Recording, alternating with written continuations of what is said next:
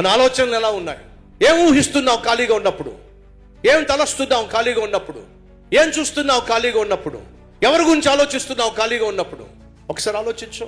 సహోదరి సహోదరులు, సాధారణంగా మనకున్న సమస్య ఇదే. కళ్ళను పాడు చేసుకుంటున్నావు, ఫలితంగా తలంపులను పాడు చేసుకుంటున్నావు, ఫలితంగా ఏమైతే తలుస్తున్నామో దాన్నే చెయ్యాలి ఎగబడుతున్నావు. నీ తలంపులు పాడైపోయినా, నీ ఊహలు పాడైపోయినా, నీ చూపులు పాడైపోయినా, దేవుని యొక్క ఉగ్రతను నువ్వు లేవనెత్తుతున్నావు. ఆనాడు మనిషిని సంపూర్ణంగా నాశనం చేయాలి అని దేవుడు ఆలోచించడానికి ప్రధాన కారణం తలంపులు పాడైపోవడం, ఆలోచనలు పాడైపోవడం, ఊహలు పాడైపోవడం. దేవుడు మానవ జాతిని సృష్టించినందుకే ఆయన బాధపడిపోయాడు. ఇప్పుడు నా ప్రశ్న, ఏ స్టేజ్లో నువ్వు ఉన్నావు?